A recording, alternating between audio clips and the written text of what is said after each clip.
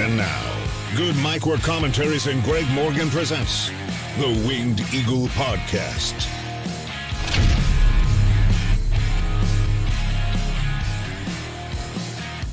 It is that time again, everybody. What is going on? Happy weekend to you, and welcome to your Winged Eagle Podcast for, what are we on here? November 16th, 2024. Hope you guys are having a great day. We got a fun episode this week. My God, some fun wrestling news to get into. We're going to talk about that abysmal Jake Paul versus Mike Tyson fight last night. We're also going to talk about last night's Smackdown and what that means for War Games and how that now takes us into this Monday's taped Monday Night Raw, and as we're starting to get the card formulated for Survivor Series. We also have some Saturday night's main event news, a lot of stuff going on AEW and on Dynamite this week, and the full gear card coming up 1 week from today is looking pretty solid, I gotta say. I mean, I think this Moxley storyline is starting to lose my interest. There's a lot of problems and issues still in AEW, but despite all of that, it seems like no matter what, they always deliver on pay-per-view, and this is one of the better looking AEW cards I've seen in a while. So the pay-per-view next week should be terrific, despite some of the still existing problems in AEW that we will talk a little bit about today. We will preview tonight's Collision. As a matter of fact, they are going to be airing the brand new Guns N' Roses November Rain full gear video package tonight. I can't wait to see that. We got some free agent news to get into with Speedball Mike Bailey. We got a Becky Lynch update. We got a Britt Baker update, Darby Allin. We'll talk about last night's Smackdown. We'll talk about Wednesday's Dynamite. We'll talk a little bit about Monday Night Raw as this week is taped. We're not going to give any spoilers away, but we are going to discuss a little bit of it. So if you don't want to be spoiled like literally at all, I'll give you a warning before we start talking about Monday Night Raw later on. And like I said, we'll preview the full gear card, take a look at what Survivor Series is looking like right now, and see if you guys have anything that we need to discuss this afternoon. So thanks for being here as always. Again, I know lately we've been coming up 30 minutes early on Saturdays. It just works out better for me that way. So that'll probably be continuing until the foreseeable future. But right on, we are here on a Saturday as usual for a good old-fashioned wingy. Let me just do a quick couple of shout-outs and hellos real quick in the chat here. I want to say hi to Zane G in here first. Rodrigo, we got channel members Zane G, Red Raven Rucker, Tatanani, and Max Pokebra chiming in. Greg, where do you stand? Is Kevin Owens right or wrong? Kevin Owens is right. Kevin Owens is right. Got Joshua Aparicio in here as well. Isaac is here. And we have George Morris chiming in with $5. Thanks, dude. Hey, Greg, how are you doing? How is Tito and Elizabeth? Was that the same guy playing Dennis from Karate Kid 3? If so, what happened to him? Be safe. Maybe we'll talk a little bit about Cobra Kai today. Actually, I know we are because Britt Baker is in it, and I do want to discuss that. The next 5 episodes were released, I think yesterday or the day before. We have 5 more episodes in the entire series left that get released in February. And they always bring back somebody from one of the movies. And this guy, Dennis, I did not recognize him when Daniel kicked his ass. And then they did the flashback to Karate Kid 3 when he attacked him in the flower shop or the bonsai tree shop. And it was that guy, just an extra in Karate Kid Part 3, showing up 38 years later in Cobra Kai. Did not recognize him at all, George. But thanks for being here as always. Tito and Elizabeth are doing wonderful. Joshua Aparicio, thanks for the 5, dude. Hey, Greg, last Wednesday was my 29th birthday. My 10th birthday was the same day Eddie died. I miss him so much. Rough, man. You had to deal with that on your 10th birthday? Oof. See, when I was 10, I wasn't dealing with any wrestling deaths yet. So I couldn't imagine being 10 years old and Randy Savage dying. That would have been rough, man. And now you are 29 years old. Big number 30 next year for Joshua Aparicio. I hope you made a will because it's all downhill from here, man. You old son. But thanks for the $5 as always, my friend. Indiana Minotaur, good to see you. Appreciate 5 from you. Donating the Good Mic Work versus Jake Paul fight or Good Mic Stunners. Jake flips him off and leaves. That would be a much more entertaining bout than what we saw last night on Netflix between Mike and Jake. Arthur Jones, AJ Cool in the house. What's up, man? Appreciate the 5 from you. That fucking Jake Paul versus Mike Tyson fight, just sad. Also, Paul Heyman, where does he stand? Good question. We're going to be talking about the wise man and his disconnected phone here in just a little bit. Let me finish up some of these quick shout outs. I want to try to hit channel members like The Psycho. We've got John in here, Michael Kumo, Ryan Adams as well. Also circling back to say hello to Tony, Crash, Gilbert, Ernie,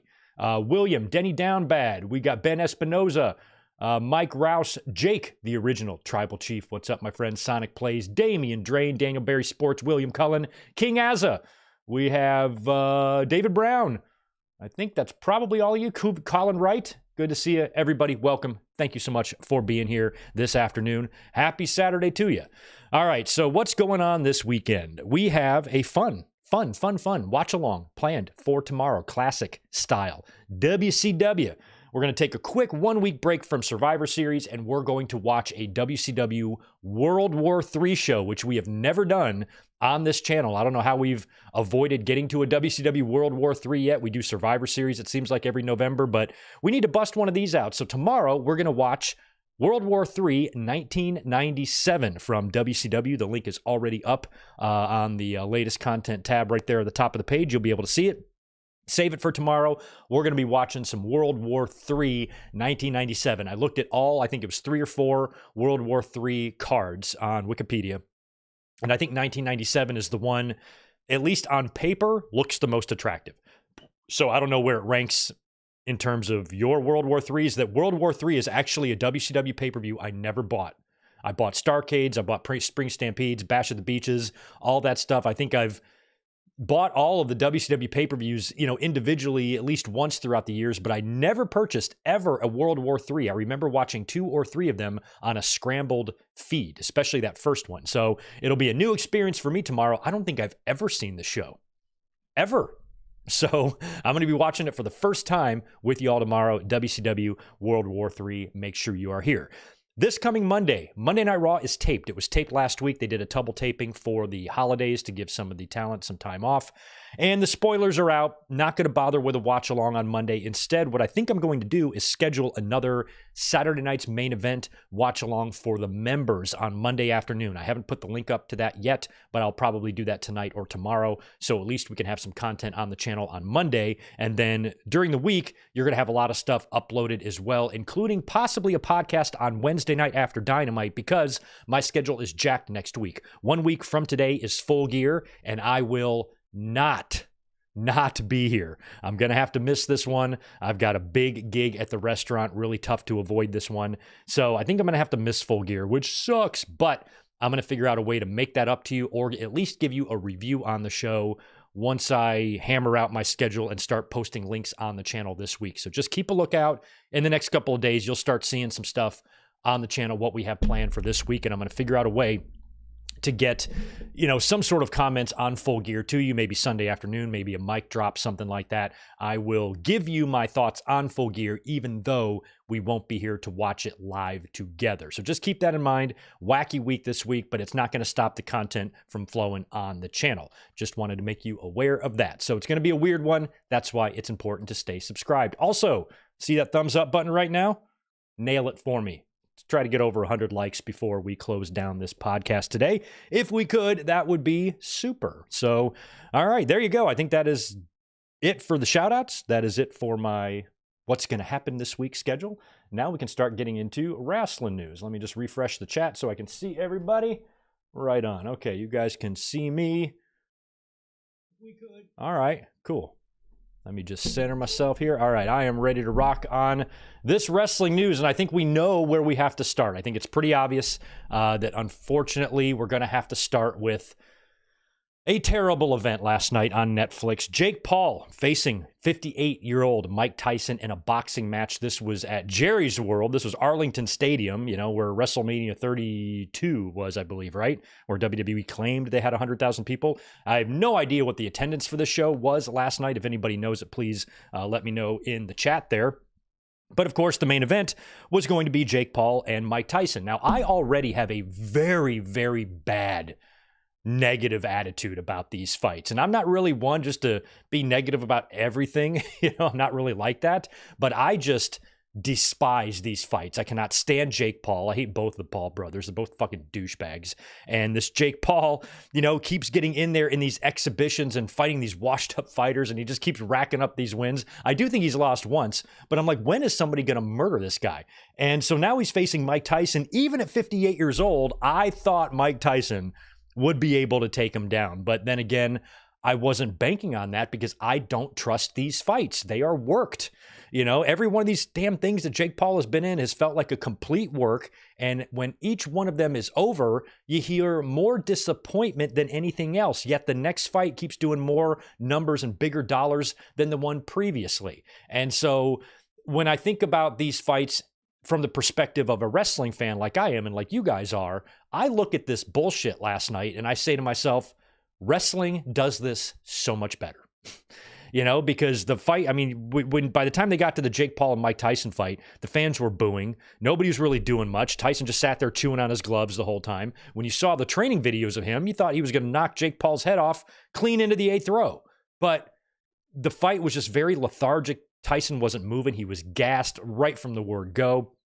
And it felt like not only was he holding back or just not doing what we thought even a 58-year-old Mike Tyson could do, but even near the end, the last couple of rounds, I felt like Jake Paul might have been taking it easy on him as well. Didn't want to knock out the legend type of thing. The fans were booing. It was a very, very boring fight, not to mention Netflix had an ass ton of issues technically with the feed. Apparently, they had some crashes. People were having trouble logging on. It was very pixely, buffering issues, things like that. And it got some people very worried about what Raw is going to be like when it gets to Netflix. I think this was Netflix's first attempt at a live show.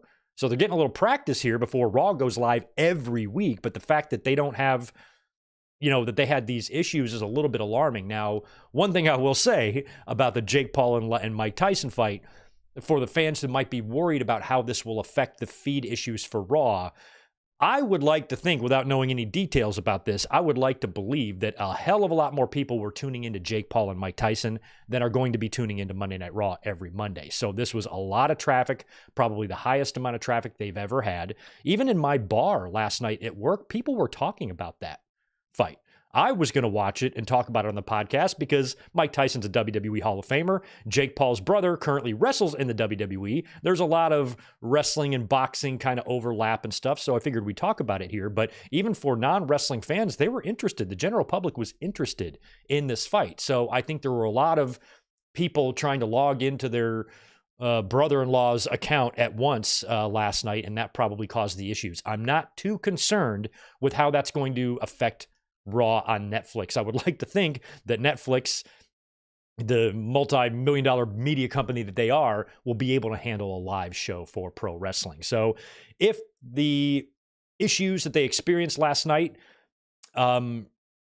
were going to carry over into WWE, I think that this was a good chance for Netflix to hammer out those issues before we get to the debut of Raw on Netflix in January. So I'm not too worried about how that's going to affect Raw on Netflix, and I'm really happy that all you had to do was be a Netflix subscriber to watch this fight, because I sure as shit wouldn't have paid a dime to see this crap.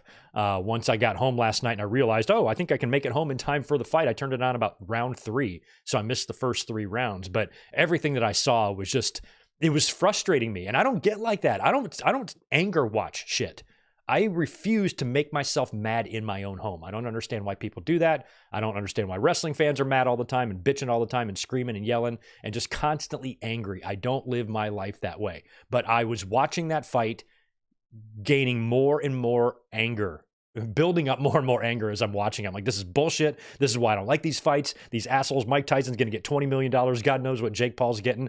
If I was getting paid $20 million, I honestly would not care if I got knocked out or not. Even if I'm a legend, even if I'm a legend, the stature of Mike Tyson, and I'm going up against the biggest, weakest pussy douchebag in the world. If he wants to knock me out for $20 million, go ahead. Knock me out, strip me naked, piss on my face. Don't care. So I think really at the end of the day, what's the motivation for Mike Tyson to murder this guy? I mean, I was hoping as a fan, I would watch Mike Tyson eat Jake Paul's head and shit him out on the face of Logan Paul, but this is not the Mike Tyson that did time for rape. This is a much different man now. And even with his Rikishi gear on, he did the pre-match interview in the locker room, turned around with his ass cheeks showing. It was just a circus is what this was. So for people who tuned into this, people who are not wrestling fans, people who look down on pro wrestling, who tuned into this fight last night, hoping to see something spectacular, you're missing out, man. You should come join our world, because in our world, shit is way more fun than that. And You know, Tyson and Jake Paul, I don't know what else you can say and what Jake Paul is going to do next. I guess he's 11-1 in his professional fights. Mike Tyson, of course, also had a brush with death back in June, had something like 8 blood transfusions, lost 25 pounds, lost half the blood in his body, and was fighting death in June and got himself in shape to have this fight here in November. So it's not super surprising that he lost. I would just like to think that a 90-year-old Mike Tyson would be able to beat Jake Paul. And the fact that that doesn't appear to be the case is a little bit disappointing, and it's exactly why I ignore those fights normally. But this is the most credible fighter I think Jake Paul has fought yet. Even at 58 years old, I feel like Mike Tyson could beat the shit out of anybody in this world. So I was really hoping he would take down Jake Paul and embarrass Jake Paul. But when you are packing out Dallas Stadium and making $20 million for a fight, even if you lose, are you really embarrassed? So I guess in this situation, it was a win for everybody except people like me who don't like shit like this. So we'll see what happens next. But that fight was crap. Robin Givens got hit harder. Ooh, and Jake. I was looking at Mike. He's got a tattoo of a woman on his chest. Is that Robin Givens? That's not Robin Givens, is it? Because they were together in like the 80s. And I don't even think chest tattoos are really happening yet back then. So maybe it's his daughter or his family member, wife, I don't know. But I saw the tattoo on his chest of the woman, and I actually had the thought, I was like, is that Robin Givens? I don't know. But anyway, we'll move on from boxing and return back to our world, pro wrestling, where we have some free agent news. Speedball Mike Bailey is done with TNA. There has been talk about him for several months now. When he does finish up with TNA, he will be going to the big time. It's just a matter of where, AEW or WWE. Fightful Select had an update on this earlier in the week and then had a report on this earlier in the week and then updated it with some info about where Mike Bailey might end up. And I quote, Fightful Select has learned that Speedball Mike Bailey is expected to head to All Elite Wrestling. A number of talent within TNA, as well as sources close to Bailey, claim that he's headed to the company. Other sources indicated, and TNA sources later confirmed, that they wouldn't have needed to write Bailey off TNA TV if he were headed to NXT or WWE. That's a good point. And before that update came out this week, and we just learned that Bailey was done with TNA, I started thinking, I'm like, okay, when it comes to free agents, I always like to think about where I would prefer to see them. Sometimes I prefer to see them in AEW. Sometimes I prefer to see them in WWE. Sometimes I don't care where they go. And I feel like Speedball was going to be great wherever. I think he'd have a lot of fun in NXT, but I think I was leaning towards AEW in terms of where he could maybe shine the most or do what he does in the most Speedball way, And I thought in this case, maybe AEW would be better for him, or maybe that as a fan, that's where I would like to see him. Even though I think he's going to do great wherever he lands, I was leaning towards AEW, and it sounds like that is where he is headed. So right on. Hopefully they can get Veda Scott in there doing some guest commentary on Collision or Ring of Honor or Dark or something, right? Has she been in and out of Ring of Honor at all? I don't know. But maybe it'll also be Veda time in AEW now that Speedball is heading there. Wish him the best of luck. He is super fun to watch and excited to see him in AEW. We had an interesting name at the Performance Center this week, also according to Fightful Select. Scott D'Amore was there hanging out. According to Fightful Select, he was just there visiting and was given a tour of the facilities. There was also some informal conversations while he was there. Fightful Select has not heard of anything more emerging from the meeting as of yet. D'Amore is heading up the revived Maple Leaf Pro Wrestling, which is planning on returning with more dates in 2025.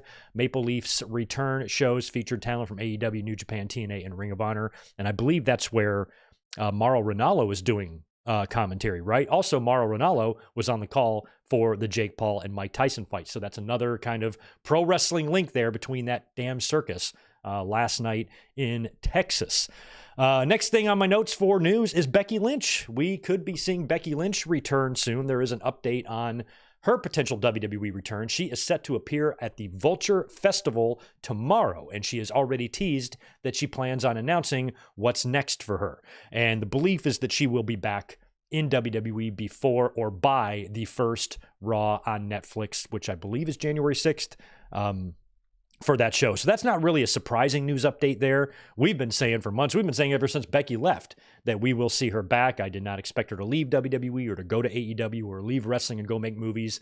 Doesn't feel like that's going to happen yet. She'll be back. And now that WrestleMania season is on the doorstep or right around the corner, it would make sense that not only Becky, but Charlotte Flair as well will probably be getting back in the mix. And we'll see what they have going on with Becky and if she will immediately be put right back on a track to the championship or if they can find something good for her to do storyline-wise. Because Becky, she seems to really like to give other women the rub, put people over even. She did a little bit of that in NXT with Roxanne Perez. And if she wants to come back and do some of that, that's great, but give her a story. You know, Becky, I think, just needs a really, really good story. And hopefully when she comes back, she can find that. I don't know what it's going to mean for her at WrestleMania, since you would think that Rhea Ripley is going to have to be involved in a title match at WrestleMania, I would think.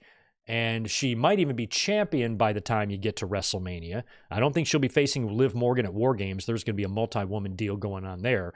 But Saturday night's main event is open. The first Raw on Netflix is open. The Royal Rumble is open. At some point, you think that Ripley is going to have to get another championship match where she either wins the belt back or loses. But at WrestleMania, I don't see how she's not a champion or a challenger going into that. And stretching Rhea Ripley and Liv Morgan to WrestleMania would be way too long and we'd be telegraphed the hell out of the finish. So I think if Ripley is going to take the belt back from Liv Morgan, you got to do it sooner. You got to do it before WrestleMania. But if the plan is to let Liv roll, then I don't know what you do with Rhea Ripley. Maybe she makes the jump to SmackDown or something. Don't know. But Becky coming back, Charlotte coming back. Things should look pretty good for WrestleMania for the women, which is good because I feel like the women's division in both companies, really, to be honest, you know, even Mariah May with as hot as she got and winning the championship, you know, the follow through with it, which tends to be the case with a lot of things in AEW, just hasn't been as strong. And in WWE, it's like the same thing. Like I'm gonna be giving rave reviews to Nia Jax and Naomi's match last night on SmackDown. It was great. The women are still having their moments, but you know, together as just a division, I feel like they've seen better days in both companies, and I would like to see the corner turned there, and maybe with the introduction of the new U.S. title, likely an introduction to the women's IC title on Raw, because if you notice the U.S. title bracket, it's only SmackDown women. We'll talk about that later as well.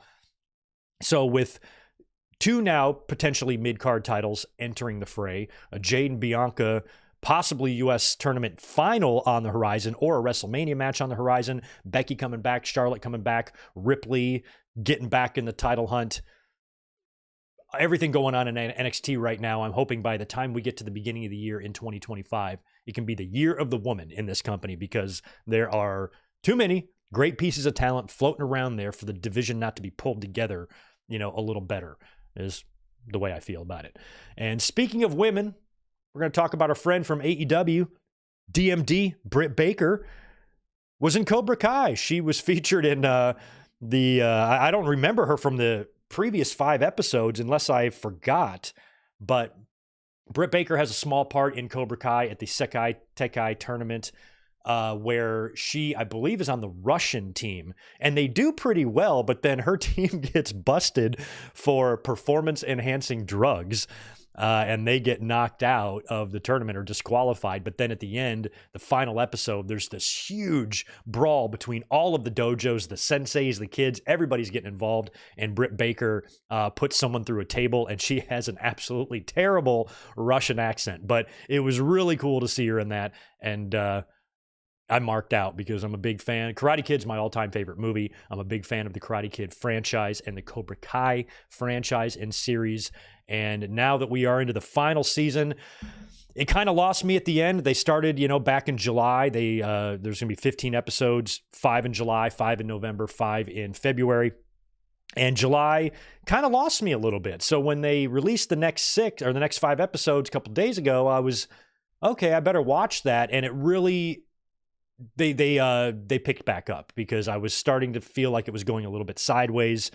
storylines are going off the rails a little bit, but it really came together nicely in the next 5 episodes. We had a fatality on there, which Baker was part of that brawl where we saw that kid die.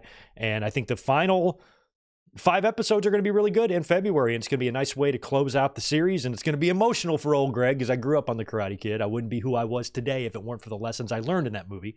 So we'll see how it goes. But Britt Baker being in that's pretty awesome. I wish I could have gotten a part in Cobra Kai. But if you're not a fan of Cobra Kai, you don't give a shit, at least look up the episode that Britt Baker is in, and you will laugh. It is funny. Right on. Terry Allen Jr., appreciate the $3. Yesterday, deleted my Twitter. Blue Sky, now you left. Yes, go follow me on Blue Sky Social. I'm still on Twitter. I'm not leaving Twitter. But it is nice to have another app where it's just not such a cesspool of negativity and just douchiness. It's just the Twitter is the haven for douchebags, and Blue Sky's been very nice. Just wrestling fans trying to watch wrestling, trying to have a good time, trying to be positive, trying to just be friendly, with just not a lot of, I hope you die, fuck your mom, and all that shit that you see on this wonderful Elon-run propaganda cesspool hellhole app that we live on called Twitter. But yeah, I am over on Blue Sky now for a little bit more fun. Follow me over there. The link should be in the description. I believe I put it in there. Yeah, it's there right at the top. So go check it out and shoot me a follow over on Blue Sky. Ryan Adams, appreciate the 5 from you too. Does Becky win the Rumble and challenge Liv at Mania to settle that feud? A triple threat with Rhea, story with Lyra, and the Irish tie-in. That all could work. That's so far down the line that would make sense the way you're laying it out, but it just depends on what they have planned for Becky Lynch. But if Becky were to win the Rumble, she'd have to challenge somebody. Yeah, I mean, and you got to remember too, I think with the Rumble winners this year, the men's or the women's winner, one of them, I predict, will challenge the opposite brand's champion. You got to do that. You got to do that with at least one championship. So it just depends on how they want to divvy this up and how they want to do it. If the Rumble winner is going to challenge the WWE champion or the World Heavyweight champion, they just have to decide how they want to do that. But I think either one of the Rumble winners needs to challenge the other brand's champion. So if Becky is on Raw, she wins. She should challenge Nia Jax. But if not, she can win the chamber instead. We will see. But Becky coming back after being out for as long as she's been out, it would be hard to see Becky in anything else other than a championship match, wouldn't it?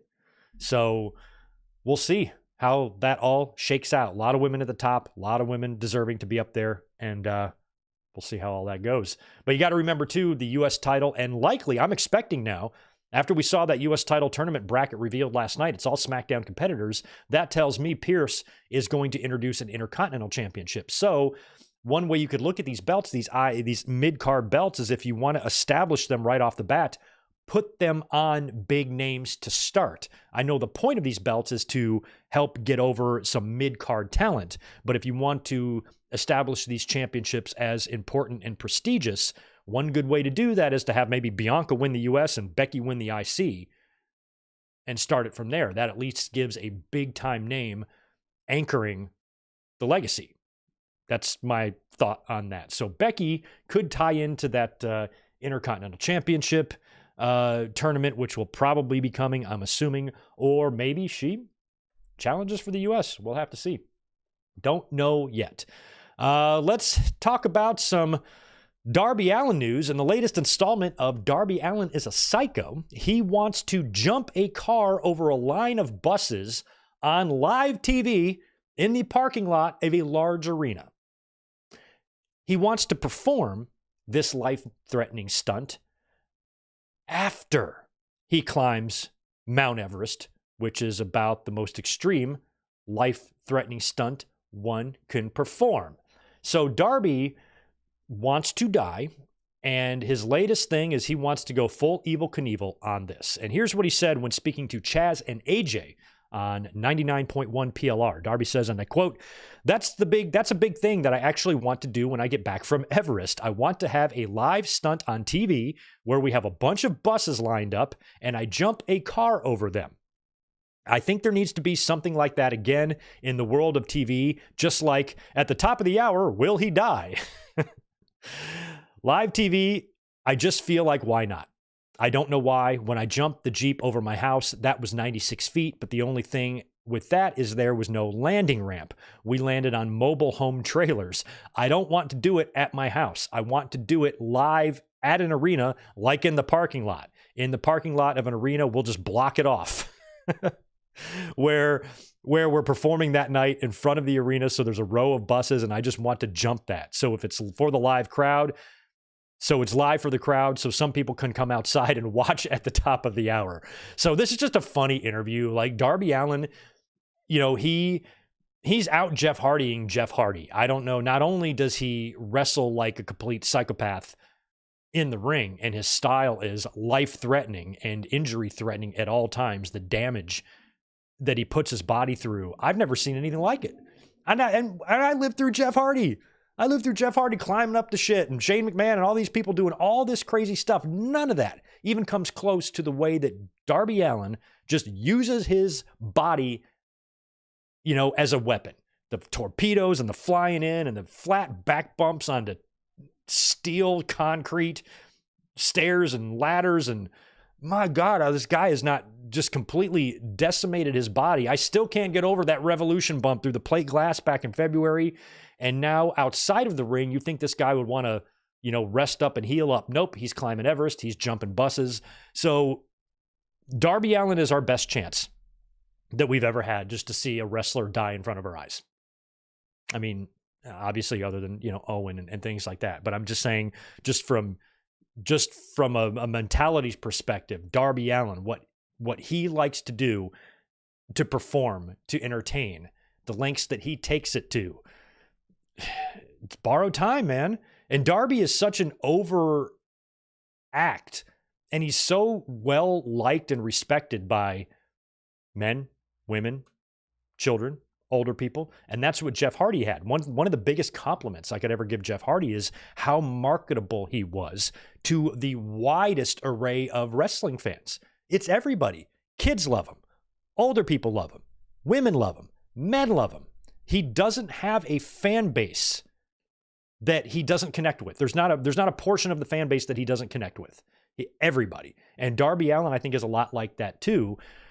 And when you see the way Darby Allin wrestles, this is a young man that, unfortunately, I cannot envision a scenario where we are sitting here 20 years from today talking about a Darby Allin match. I'm not even sure if we're going to be talking about that 5 years from today or 10 years from today. So the fact that he has all of these aspirations and this death wish, and I just wonder if any of that, as he gets older, will start to fade, or if he just wants to go balls to the wall forever, because Tony Khan has got a huge star here. And this is a guy that up until a couple of months ago, they were planning on putting the world title on. And I believe they will still put the world title on him. And it will probably be him who takes it off of Jon Moxley. That's my guess. But how are you going to balance this? If he's doing Everest in April, how can you put the belt on him now? Because he's going to need to train for a couple of months. So if you put the belt on him now or in the beginning of the year, it's just going to be a short run. If you wait till after Everest, then he might, number one, not be alive, or he might want to worry about jumping his buses, or maybe he wins the world title on the night that he jumps the buses. Does he jump the buses first and then go into the ring and have the match? Or do you do the match first, and then if he wins, he jumps the buses to celebrate? And then let's say he dies. I don't know. Darby, I love you. Please just do us all a favor and stay alive. Like, if you could just not die, that would be helpful to us as wrestling fans, because we would still get to enjoy you. So if you don't want to stay alive for yourself, stay alive for us, because we like you and it's fun watching you. And Darby apparently wants to jump some buses. So we will see if he survives his Mount Everest trip next year and he comes back in one piece. We'll see if he will smash himself to smithereens attempting to jump buses. That man is crazy. That man is crazy. All right. Colin Wright, appreciate the $5. Time to tell Darby to stop being an outlaw, Mark, and put his life first. Well, some people are like that. I mean, he might be an outlaw, Mark. I guess he is, because he definitely likes to push the limits. Some people are like that. Some people are just wired that way. You know, even though I don't understand it, it's not really my job to understand it. I'm not like that. So I can't expect to understand it because I'm not wired that way. If I was, Maybe I'd have a little bit of an understanding of where he's coming from, but I like breathing. Living is fun to me. I would like to wake up tomorrow if that's possible, and I wouldn't want to do a whole bunch of things every single day of my life that puts me waking up tomorrow in jeopardy. I'm not like that. Darby is, so all we can do is hope that he just stays alive. He's doing what he wants to do.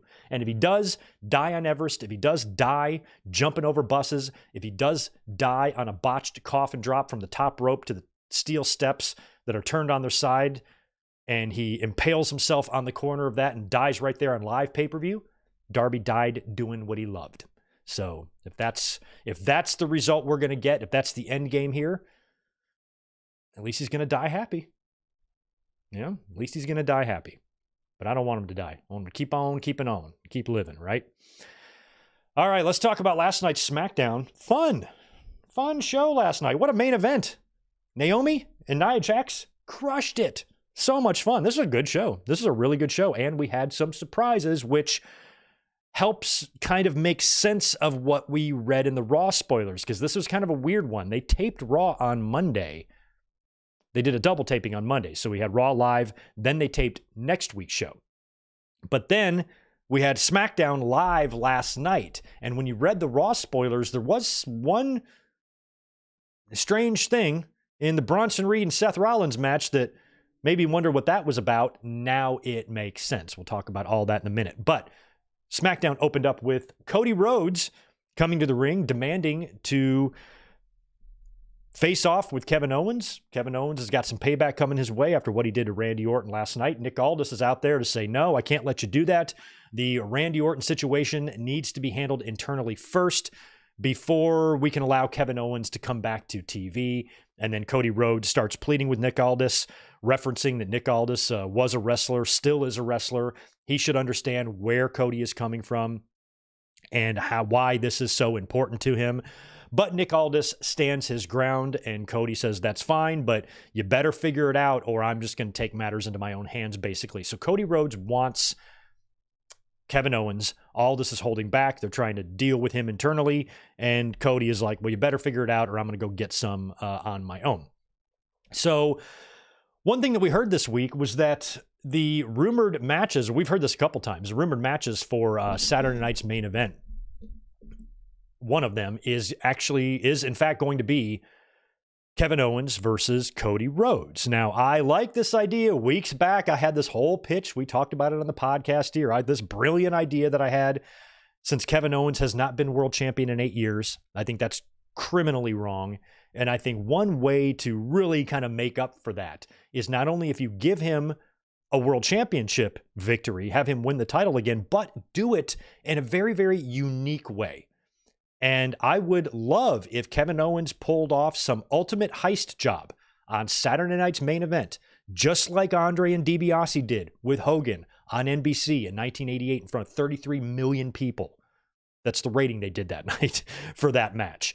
And the twin referee and Hogan, after holding the title for 4 years, drops it on NBC to Andre and that whole that collusion with DiBiase. And if Kevin Owens was able to, not a twin referee thing, but something in this, just as shocking as a twin referee thing, some shocking heist where he pulls off, an amazing swerve, or he's got a big trick up his sleeve and he shocks the world, beating Cody Rhodes, their top star, their current John Cena and Hulk Hogan.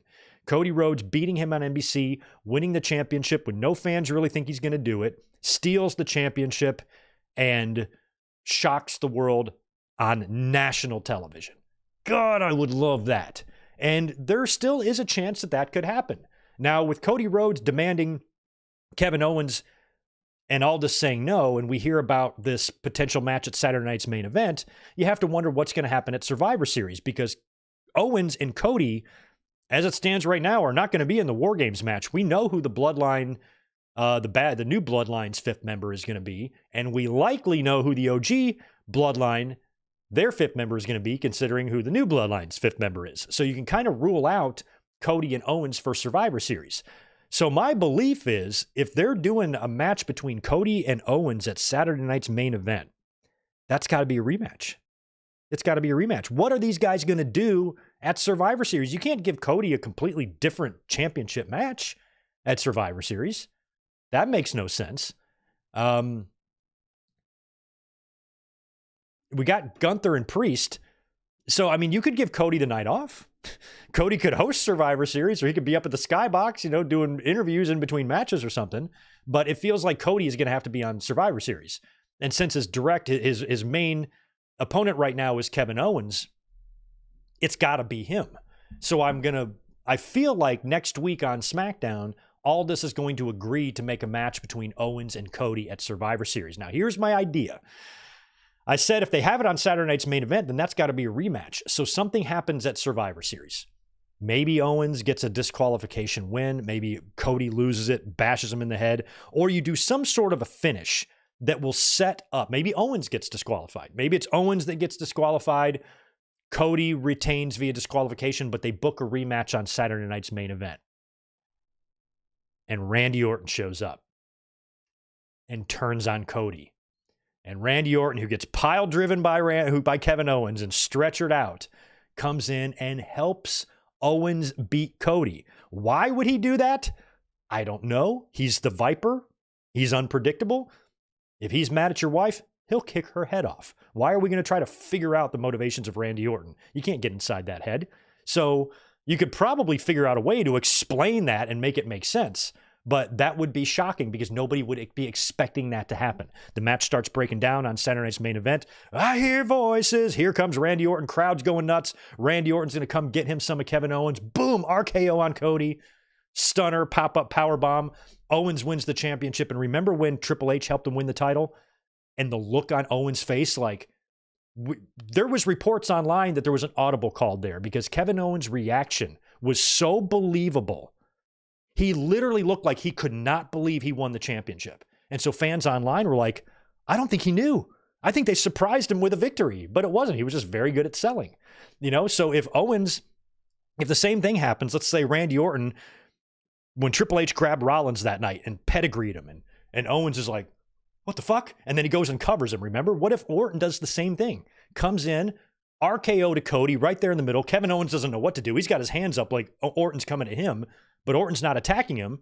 He just RKOs Cody and walks away, and Owens doesn't know what to make of it, so he just jumps on Cody, covers him, hooks the leg, 1, 2, 3. New champion on NBC. Now you got Cody and Orton, boom, heading into 2025, and Kevin Owens is your new WWE champion. I think that would be terrific. I think that would be fucking awesome. Fucking awesome, fucking awesome, fucking awesome. But we'll have to see if that happens. If the match is happening at Saturday night's main event, I feel like it's got to be a rematch because Cody and Owens both not being on Survivor Series when they're both in the middle of this feud, it just seems like that's the match you need to do at Survivor Series. So the Saturday night's main event will be a run back. I suppose it's possible that Owens could win the belt at Survivor Series and then drop it back to Cody on Saturday night's main event, making Cody now a 2-time WWE champion. But that would also give Owens a 3-week run, and that would suck. So what do you think of that? What could we possibly see between Cody and Owens? A lot of fans just believe that Cody will take the belt into WrestleMania, and he very well could, but still don't know what the deal with The Rock is and if that match is happening and if Cody and The Rock is going to happen like they teased last at the Raw after WrestleMania this year. The only way to get to Cody and Rock, if Cody is champion, is for Rock to win the Rumble or the Chamber. Well, what if that's not in the cards? What if Rock's just working one match at WrestleMania and it's going to be against Cody? Cody's got to drop the belt. I mean, shit, maybe it's The Rock that comes out. Forget Randy Orton. Maybe The Rock comes out. Rock bottoms Cody right there in the middle of Saturday night's main event and Owens wins the title. That would also work. So I am holding out hope that we actually see a championship title switch on Saturday night's main event. I had also seen that I guess they already have the next date for Saturday night's main event penciled in, and it's for late January before the Rumble. So if that's accurate, that means there's one of these a month apart. I don't like that. I think the Saturday night's main events should be 3 months apart. Every 3 months, 4 times a year. But apparently they're doing one. I don't know where I saw it.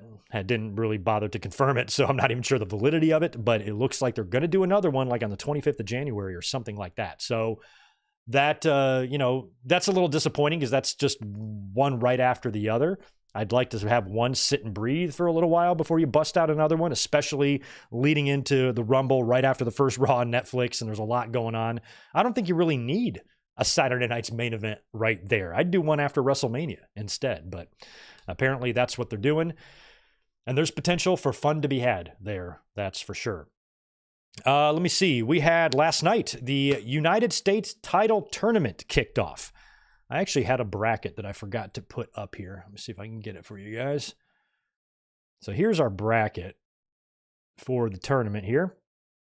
And as you see, it is nothing but Smackdown competitors. And if you look at the left and right side, we have Bianca Belair over there on the left, Jade Cargill in the upper right. That right there could be your finals if they wanted to do something like that. I feel like Bianca and Jade should be saved for WrestleMania, but hell, if you do it here, that would be a pretty big deal. Chelsea Green is another one that I would love to see win, and she's going to be in that triple threat against Blair Davenport and Bianca Belair. Chelsea winning would be tremendous if she was the first champion, but I think what might even be more fun than Chelsea winning is if she were to beat the person who wins. You know, that would also, I think, be just as awesome in a scenario like that. So I don't know who's going to win that, you know, based on what we see, but I feel like it's either got to be a Jade and Bianca final or it's got to be Chelsea Green winning. Otherwise, I don't really care. I suppose you could factor in Bayley. I think Chelsea Green is the only non-top star I would pick to win and to be the first U.S. champion. Otherwise, I would do a Bianca or I would do a Bayley or maybe even a Jade. And it's going to be interesting to see how, you know, Jade gets knocked out of this. I mean, luckily it is triple threat matches. So with Jade and Bianca, they could technically both lose without getting pinned in these matches. I also think like Chelsea and Piper Niven would be a fun final. You know, Naomi is in this thing, so is Tiffany. So we'll see where it all lands, but these are all SmackDown competitors. And that makes me believe that very soon on Monday Night Raw, maybe right when Raw kicks off on Netflix, after SmackDown has already crowned their U.S. champion, Adam Pearce makes an announcement for a women's Intercontinental Championship. I think that's kind of too many belts for the size of the division. You know, look, the brackets right there, that was 4 triple threat matches. That's 12 competitors on SmackDown. 12 women's wrestlers on Raw, give or take. How many women do you think are on the roster in total, Raw and SmackDown? 15 on each? We're talking 30 wrestlers, 6 belts. 30 divided by 6 is 5.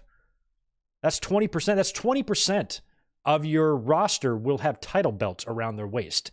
That's too much.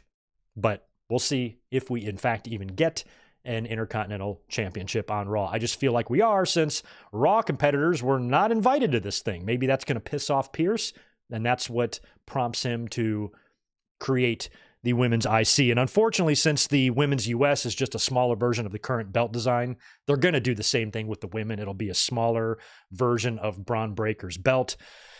Instead of going to the old classic, I just wish they could fire up, dust off the old one, maybe put a white or pink strap with it, bedazzle it a little bit. I think it would look so good. But no, we're going to get that ugly piece of shit.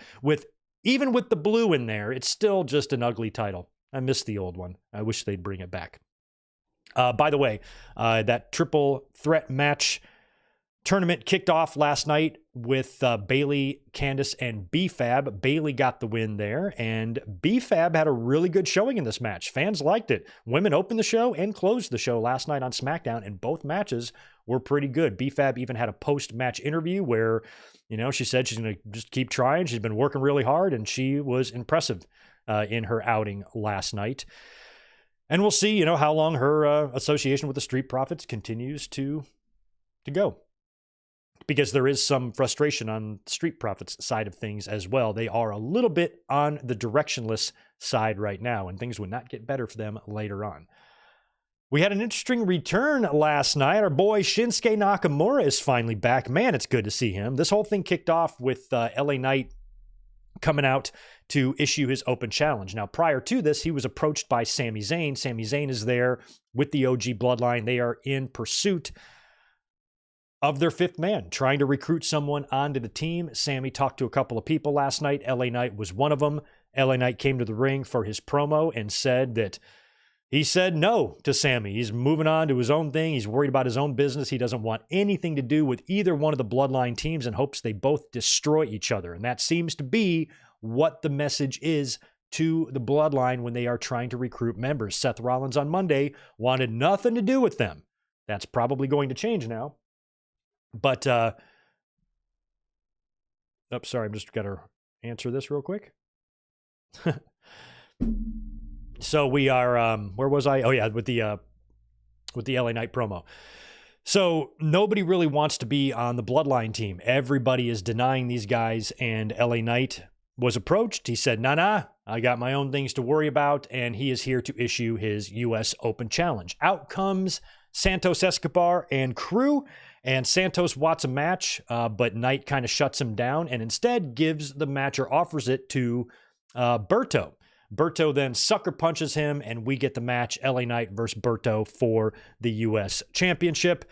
BFT for the win. LA Knight makes quick work of Berto and retains the U.S. Championship. While he is celebrating, standing in the ring while LA Knight is up on the ropes is Shinsuke Nakamura. He's wearing all black, and he's got some face paint, and he's just standing there.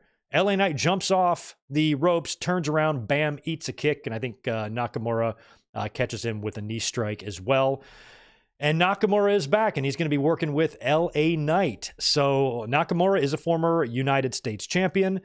He could be an interesting person for LA Knight to work with, but, Nakamura is interesting because of the language barrier, but a lot of what they were doing with Nakamura last time with the vignettes and stuff was doing a really good job of him verbalizing what his motivations are and stuff. So he could be a different type of guy for LA Knight to face because LA Knight is so charismatic and so over the top on the mic.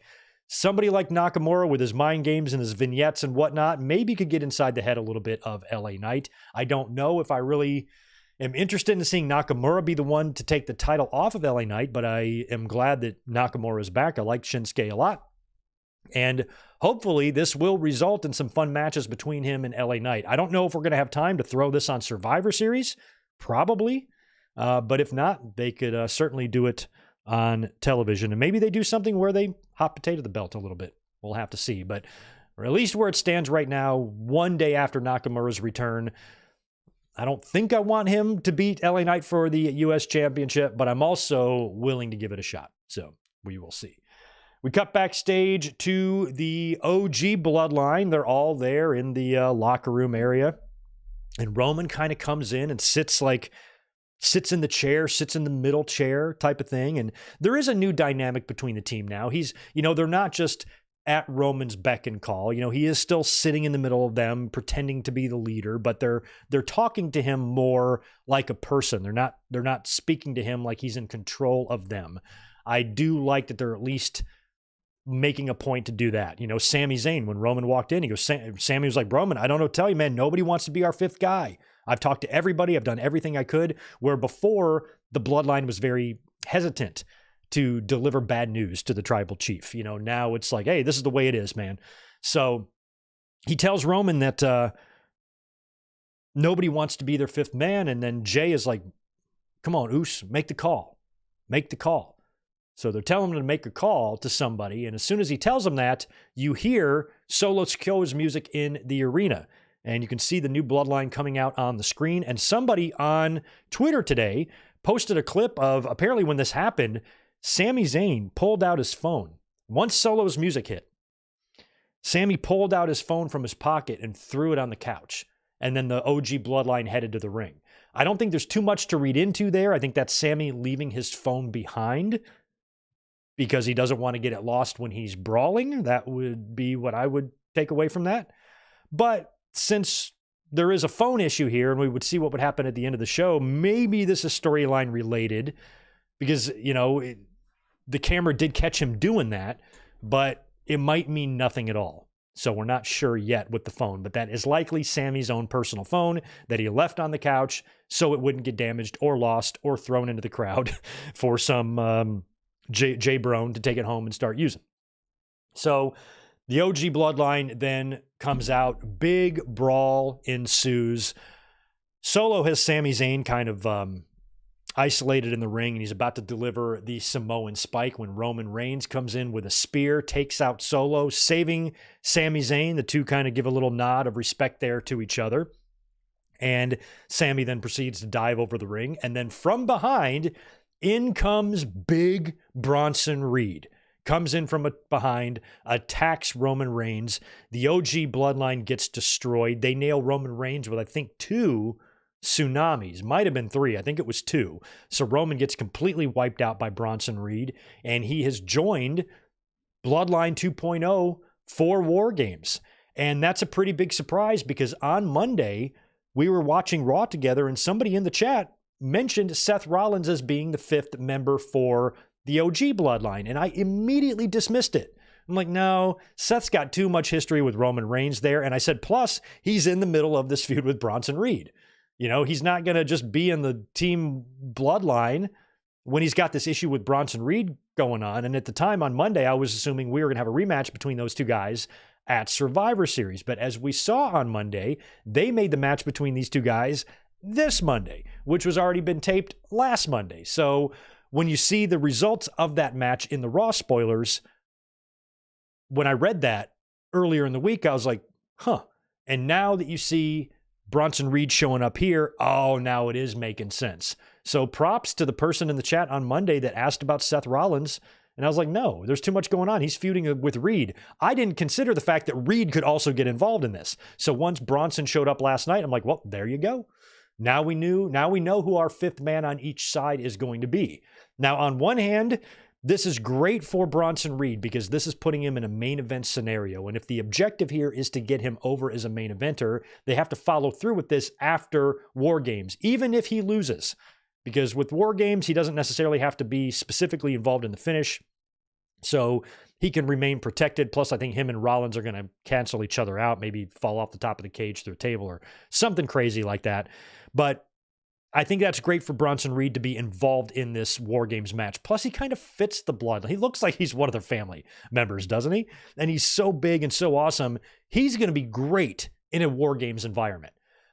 But at the same time, do you even need it to be 5-on-5? Can't you just do 1 4-on-4? They used to do that years ago with Survivor Series. It used to be teams of 5 striving to survive. Then it was teams of 4 striving to survive, which doesn't rhyme as well. And then they abandoned the elimination matches altogether, only to bring them back. And, you know, you could easily do this with War Games. It could just be 4-on-4 with OG and Bloodline 2.0. But now you've added a 5th member on each side that's not affiliated with either crew here. And I think that's a great, I think I'm happiest for Bronson Reed above all else here, because this is a huge match for him. And I've loved what he's been doing on Raw, loving the stuff with Seth Rollins, loved the stuff with Braun Strowman, you know, but Reed has taken some losses. He lost to Rollins and he lost to Strowman, but he's still being built and pushed at the same time. That's pretty incredible. So I want him to look like an absolute monster in War Games, and I want him to be a factor in the Rumble. I think Bronson Reed this year at the Royal Rumble needs to have a Kane 2001 performance where he just eliminates everybody, and he's there at the very end.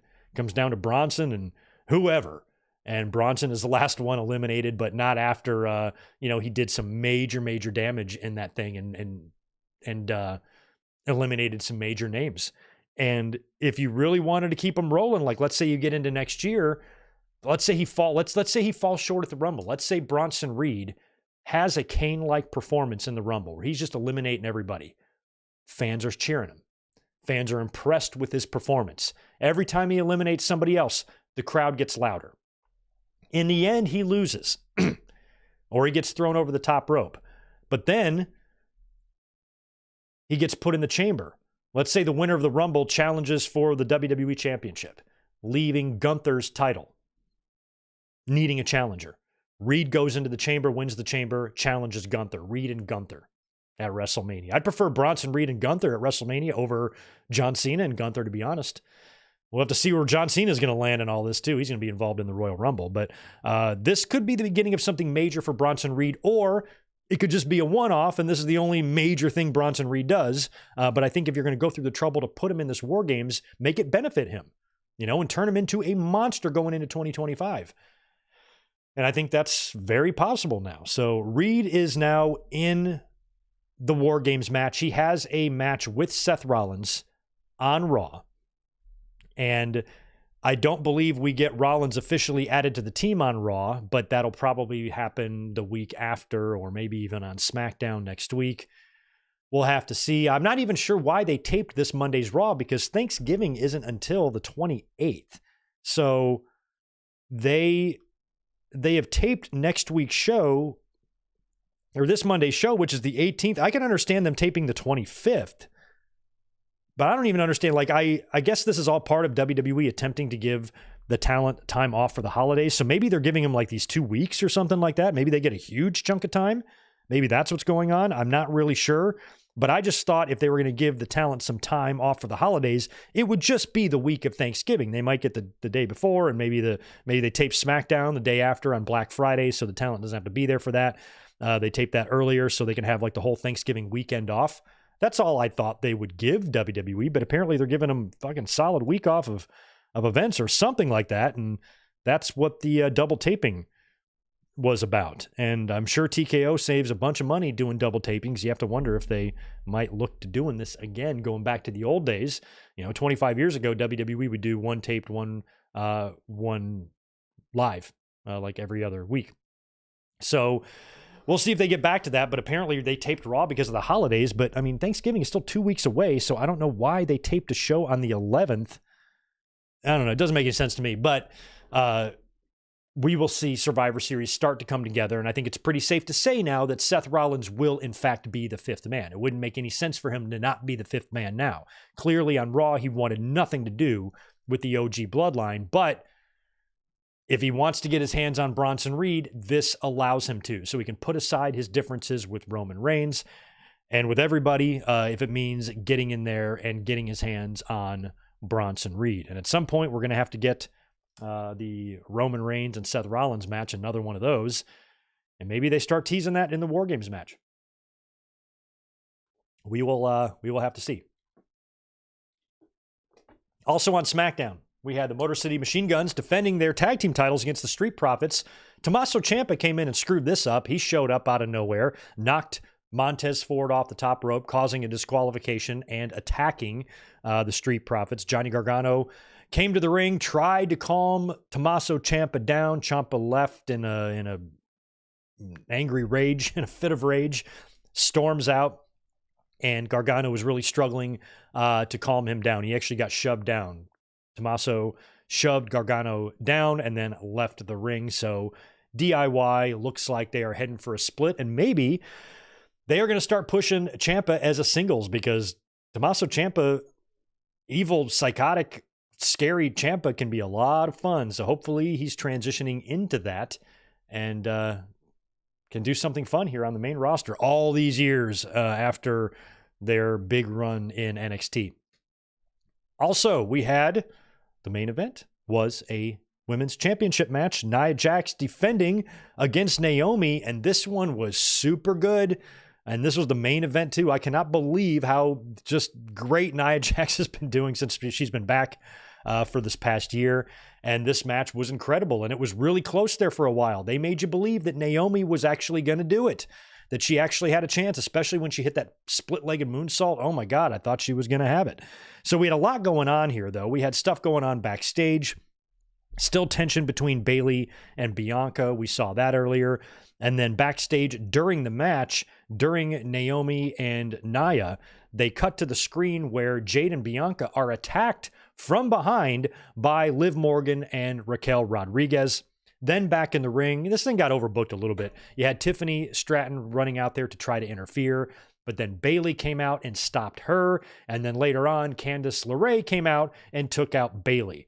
And that was enough for Nia Jax, I think, to hit like a middle rope Samoan drop on Naomi and drag her over to the corner, smash her with the Annihilator, and get the win. This is a really fun match. I loved it. Great main event and big win for Nia Jax, and a great outing for Naomi. She almost had this a couple of times, and Going into this match, I was not believing Naomi had a chance. But for a split second there on that split-legged moonsault, they had me convinced. But Nia Jax gets the victory, retains the championship, and a tremendous match, and they're definitely setting up a big multi-women match at War Games. We're going to see that carry over on Raw. If you've read the spoilers, you know what I'm talking about. With a certain someone recently spotted in a Walmart showing up at on Raw, and likely laying out what we're going to see at War Games, and we can pretty much now piece together who the 5 women will be on each team, and we're going to get a men's and a women's War Games match this year. That should be fun. SmackDown last night closed with a backstage shot of Roman Reigns in the locker room, all disheveled, hair a mess, sitting on the couch. He decides that it's finally time to call him, to make the call. And he grabs his phone and he goes, "Call the wise man." And he smiles like he was happy. Call the wise man. And then you hear the recording, doo-doo-doo, this number has been disconnected. And the number is disconnected. So Paul Heyman is MIA. The Bloodline needs him. I assume the Bloodline needs Paul, not to be their 5th member, but to perhaps find their 5th member. You know, and maybe they feel like Heyman is the only one that can get that done. But I argue now that like Roman Reigns and the Bloodline, Sami Zayn especially, Sami Zayn, he's multilingual. He's the smartest one of the bunch. How is the light bulb not going off in anybody's head yet? Like even Roman, when he's in the back, like calling the wise man. Before you call the wise man, you do have one more option. Now that you know who your opponent's 5th man is, think about who that man is feuding with. Yes, Seth Rollins told you no on Monday, but that was before Bronson Reed joined the team. Why isn't Sammy like, hey guys, this is actually good news. I'm going to hit up Rollins. He hates Bronson Reed. He wanted nothing to do with us, but I'd be willing to bet he'd be willing to join our team just to get his hands on Bronson Reed. Because if you've been watching their feud on Raw, they hate each other. Come on, guys, think. So that's what I would do first. I don't feel like they've hit last resort yet. Although, one thing about Paul Heyman, he did have a backstage. Didn't he have a run in backstage with Braun Breaker at some point?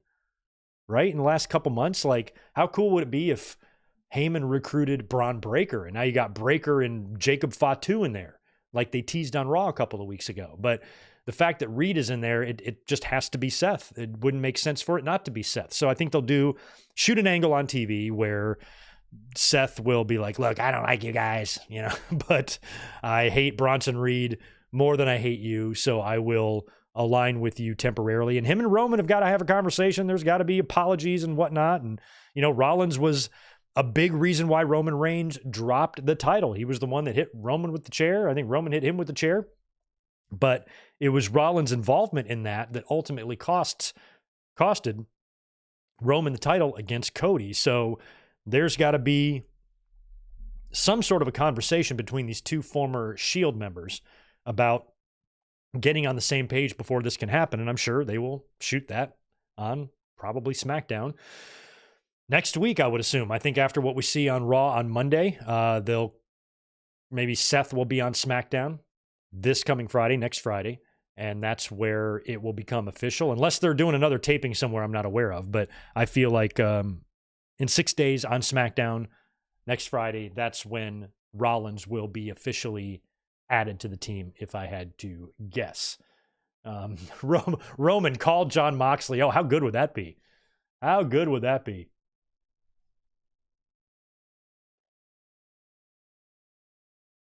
Bonkers LFC, Cody is on Raw 25th of November. Okay, that's interesting. Yeah, and we could see Cody pile drive or get pile driven by Kevin Owens. That's possible.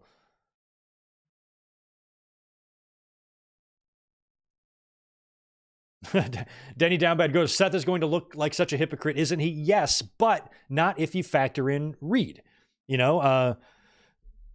They've done kind of angles like this before. There's been years ago, I remember Randy Savage was so desperate to get his hands on, was it Crush or Jake?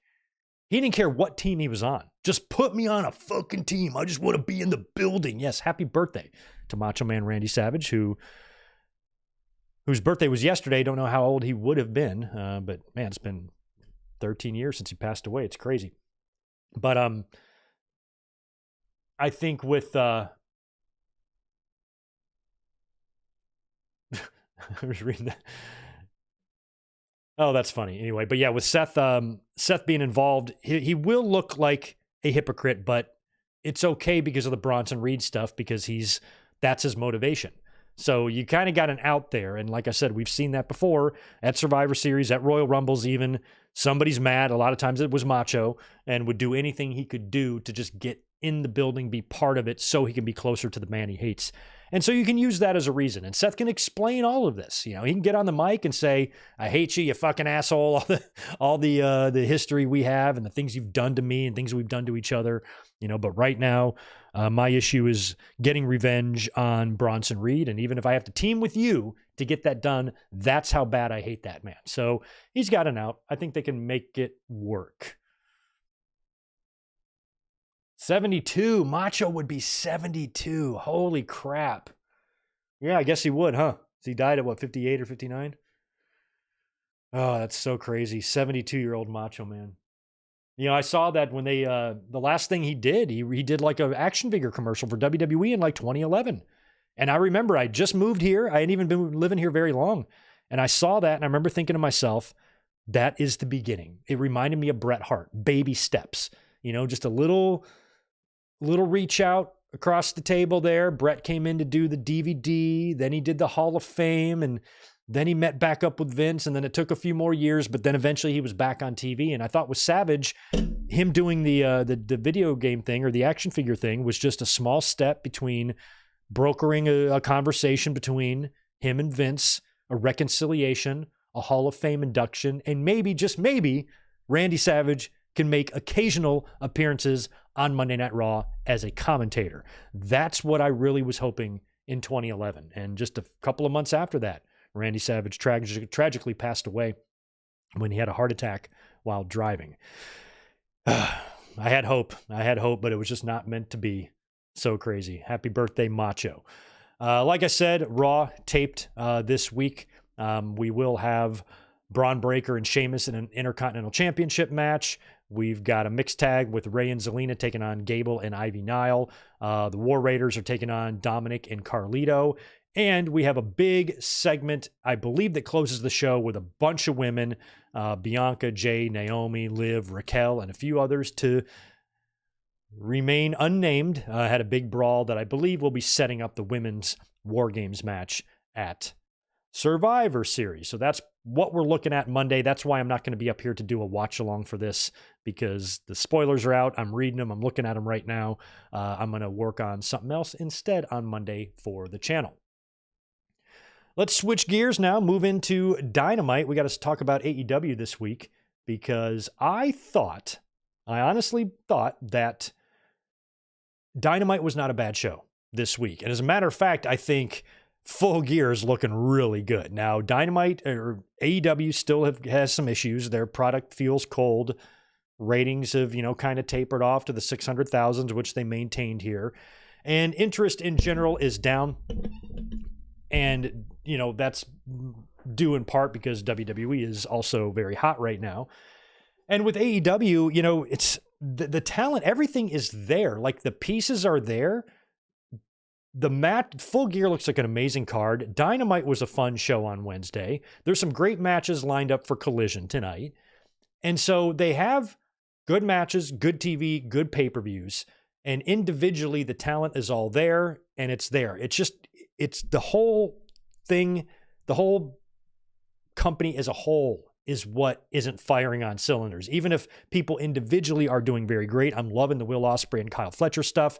I'm loving seeing Lashley there. I feel like the Moxley stuff has fallen off a little bit, but I'm still very interested in Hangman Page. I think Mercedes and Statlander is going to be surprisingly good. Julia Hart's on her way back. There's a lot of stuff that they're doing that I do like, but just pulling it together and the company as a whole, does not have the level of enthusiasm that WWE does right now or AEW has in the past. That's why between now and their next media rights deal in 3 to 5 years, they really have to step it up because, they have too much talent there to not be firing on more cylinders, I guess, if that makes sense. But let's run through a little bit of what we saw. We had Hangman Page and Christian defeating Jay and Juice in the opener there. We had Kip Sabian, nailing Juice with the Christian contract. And then we had a center of the ring Deadeye there for the win on Juice. And we got Hangman Page and Jay White scheduled to face off at Full Gear. That's going to be great. We'll talk about that Full Gear card in a minute. The backstage segment with Mercedes and Statlander was kind of weird. It was okay. Mercedes blames Camille first for the car thing that happened last week and yells at Camille and tells her to go in the locker room, and then starts talking shit about Statlander. And then Statlander appears from behind Mercedes and they start to brawl. And Mercedes goes, Camille. Camille comes out of the locker room only just to be thrown right into the wall. And then Mercedes and Stat start brawling. Camille gets in the mix, and all three ladies just crash right through a wall of drywall to the floor. It was an okay segment, and I think Mercedes is going to have a surprisingly good match with Statlander, because Mercedes' best matches, she's like Sean. You know, she does really well with larger opponents, and Statlander's bigger and stronger, and that I'd rather see Statlander and Mercedes than Mercedes and Kairi Sane. You know what I mean? Like, I think this will be fun. Mercedes can bump around. Statlander can look strong. And Mercedes can probably get a big win here. I mean, Statlander, I think she's great. She put down Jade Cargill. She's had a hell of a run, but I'm still not quite over them just deciding she's a babyface now. Being so lazy with that transition that they didn't even explain anything on TV. That crazy hardcore match that she had with Willow, which was one of my favorite matches on that entire show that night. And how well I thought Statlander was doing in a heel role. And even if they wanted to switch her back to babyface, that's fine, but at least do something on TV to explain this to us. And now she's just the face again. Babyface Statlander. Okay, fine. And I think it's because of that I really don't want to see her win the championship here. She's already been TBS champion. And I know Mercedes had the belt for a little while now, but let's just keep it on her. I think Mercedes will probably put down Statlander at the pay-per-view. We had another one of those Julia Hart vignettes. I believe there's been 2 of them now. They look really good. They're really well done.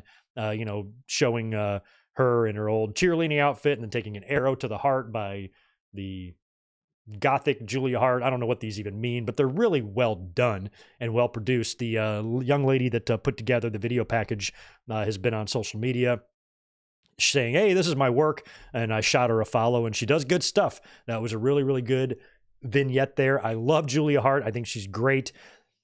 This girl is 23 years old, so she is unbelievably young, but we were very impressed with her prior to her getting hurt, so hopefully them dedicating vignettes to her and this whole return build means that Julia is going to be, right back in the mix when she gets back. That's awesome.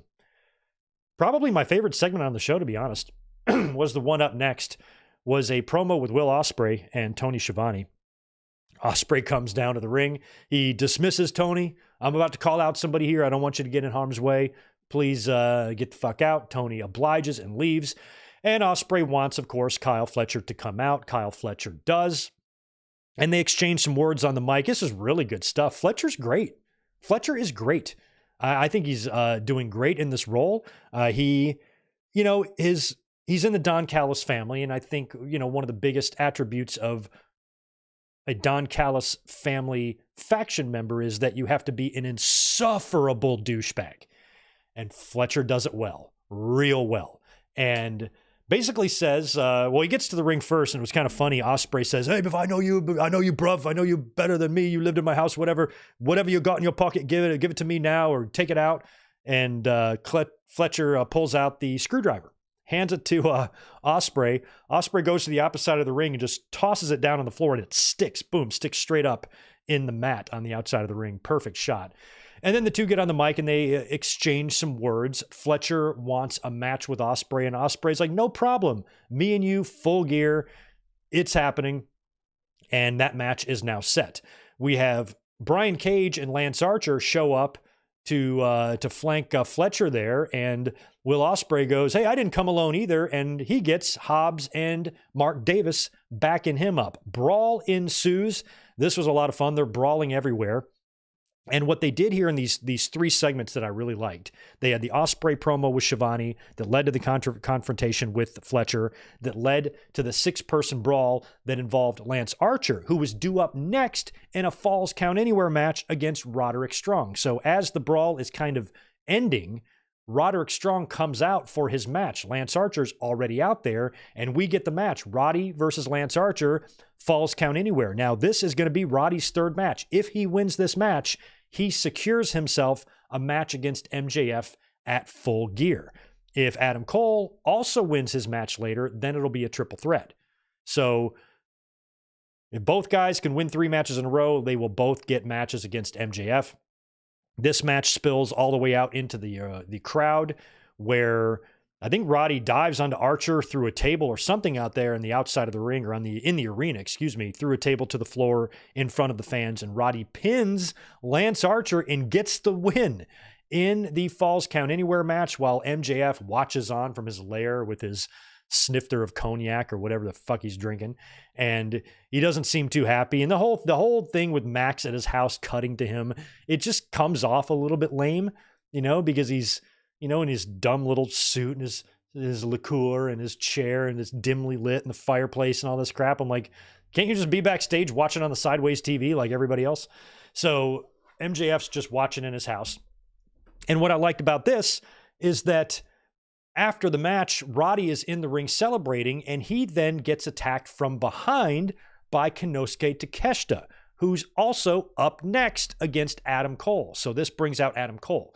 So the Ospreay promo with Fletcher bled into Roddy and Lance, which bled into Takeshita and Adam Cole. I liked that. I liked that a lot. WWE was doing a little bit of that too on Raw when Kevin Dunn first left, and they still kind of do it now, but I think the best example was the Rhea and Liv Morgan brawl, how they're brawling in the back. I think that's where Rhea Ripley got hurt, and then you go out to the ring and that just bleeds right into that segment. I like that. I like how everything's kind of connected, sort of, and sometimes segments or angles or storylines overlap. And that's way better than watching a show that just seems sectioned off. Here's this segment, then this segment, then this segment. When the show flows and bleeds into itself, that usually is more fun. And this was all really well done, I thought, on Wednesday. And a lot of people were not giving the show a lot of compliments, but this show was okay to me on Wednesday. I wasn't rolling my eyes as much as I have been on previous Wednesdays. And then it is time for Takeshita and Adam Cole, and I like the surprise they did here. Takeshita rolls outside of the ring. Now, this match also, I believe, was much better than Cole and Malachi Black from the week before. Takeshita goes to the outside of the ring, goes under the ring, and retrieves, I guess, the Dynamite diamond ring. Maybe Max gave it to him or loaned it to him or whatever. Puts it on his finger, gets back in the ring, blasts Adam Cole with it, and pins him for the win. So Adam Cole fails his attempt to win 3 matches. It's not going to be a triple threat now at Full Gear. It's going to be MJF and Roderick Strong, and I think that's the right way to go. Cole should have lost here. You need to wait for this MJF Cole payoff first, and doing Roddy and MJF at the pay-per-view first, I think is more fun doing it that way, and the right call was made there. Now, later on, where did I put that information? When did the stuff with conglomeration happen? Did I not write that down? Was it after the Takeshita and Cole match? Was that when Kyle O'Reilly and Roddy got involved, right?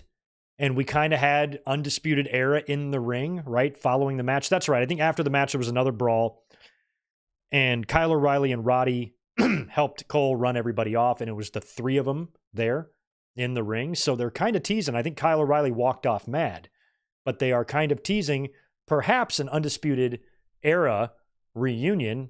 Phone up Bobby Fish. Bobby Fish can still wrestle. I think Bobby Fish is, I think he's in his late hundreds, but he can still work. We've seen it. Bobby Fish has been working since the 1800s. So phone him up, get him a part of this. I would love to see Undisputed Era reunite in AEW.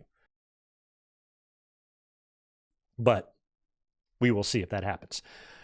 Okay, my biggest issue, I think, with AEW Dynamite on Wednesday was this bullshit with Jon Moxley seizing the TBS Superstation. He's going to seize Superstation, y'all. So Moxley's going to seize TBS. And I'm like, okay, this should be interesting. But he didn't seize jack shit. This was just a wrestling promo. That's all. That's all. So out comes Moxley and the Death Riders. I think they attack somebody on their way there. Claudio does. And I guess they kind of technically commandeer a cameraman, but there's always a cameraman in the ring. For a promo, if you're in the ring as a wrestler cutting a promo, there's a cameraman in your face. So Moxley, they hop the barricade, they come in. Moxley, I think, grabs a cameraman and drags him in the ring. So he's not seizing the TBS Superstation. He's cutting a wrestling promo on TV. That's it. He didn't hijack the truck. And why would you advertise this? If he's going to seize control of the Superstation, why would this be a scheduled occurrence?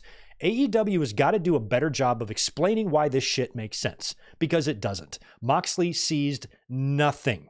This was a promo on his pay-per-view opponent, Orange Cassidy. It was formatted exactly like any pro wrestling promo on a pay-per-view opponent would be set up. Same exact thing.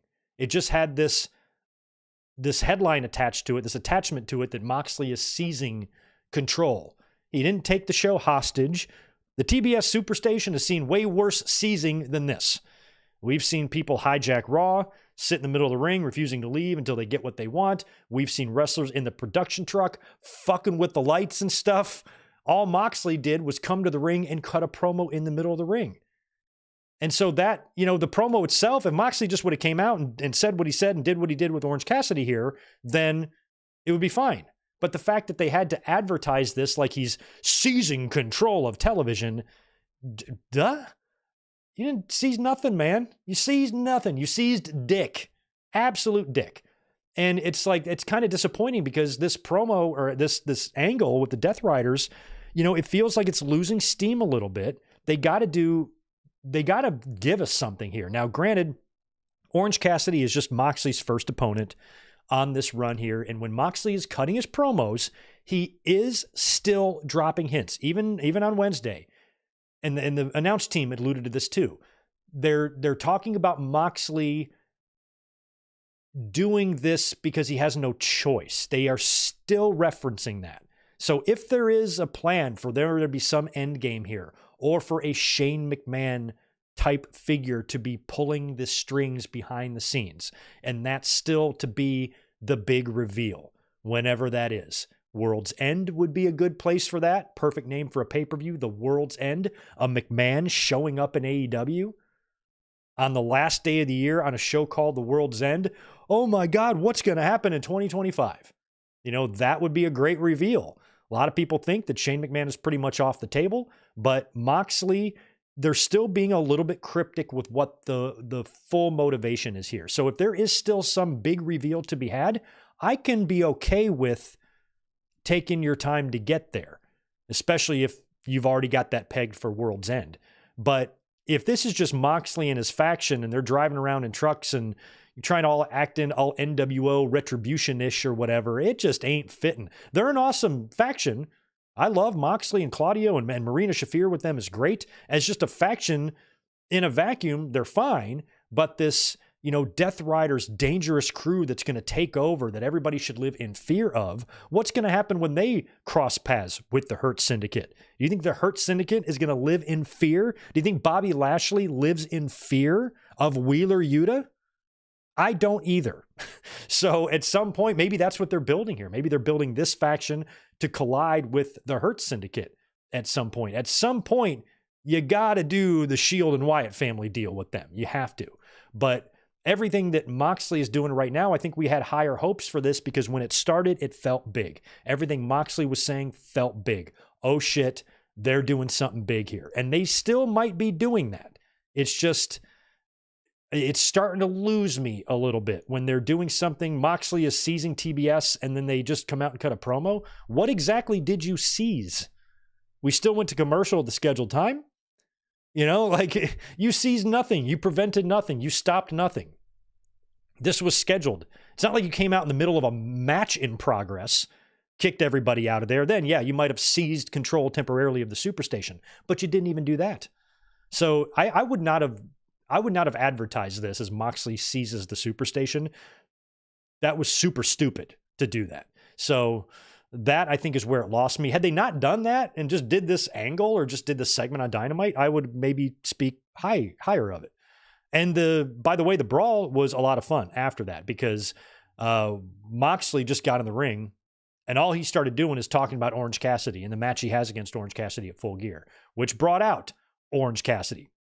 And Cassidy reminds Mox that he beat him, and I believe he beat him last year at Full Gear, right? Wasn't it Moxley and Cassidy for the International Championship? So that was just a year ago. Orange Cassidy beat him, and he's got Briscoe and Rocky Romero with him, by the way. And Moxley said he's going to mutilate Orange Cassidy at Full Gear and turn his face into hamburger meat and all that.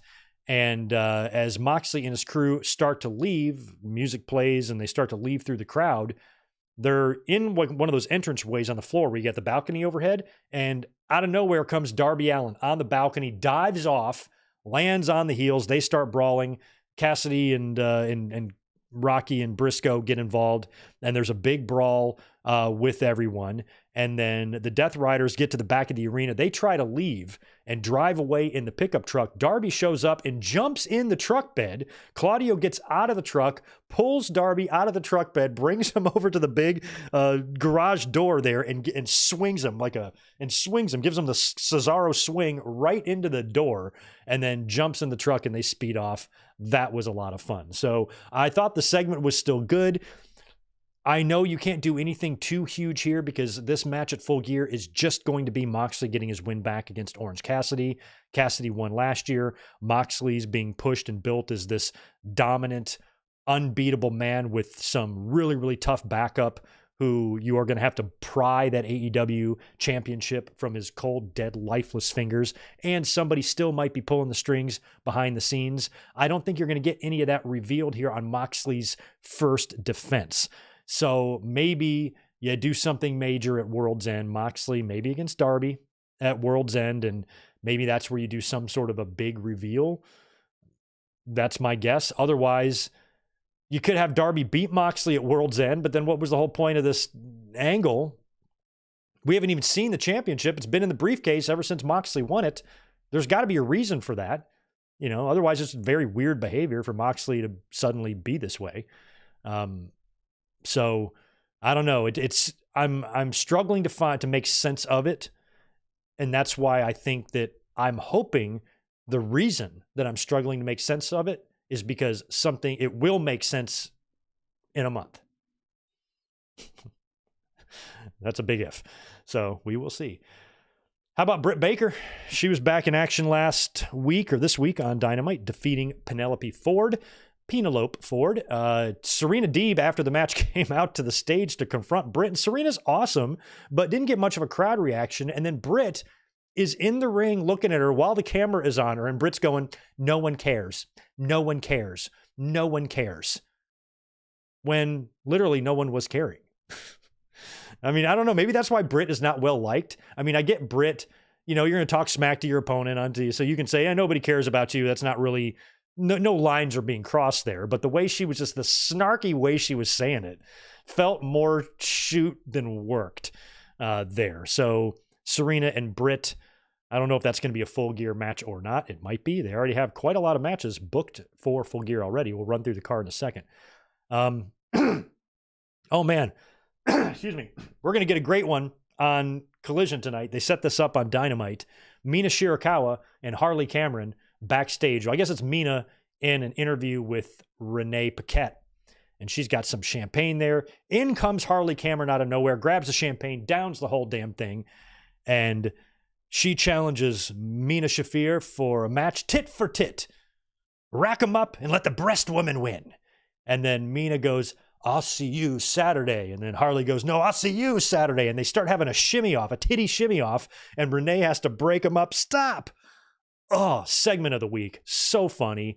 Harley Cameron is hysterical. I am so glad that she is here in our Wrestling Universe lives and in AEW, and she is not in 2019 WWE. Could you imagine how badly Vince McMahon would fuck her up?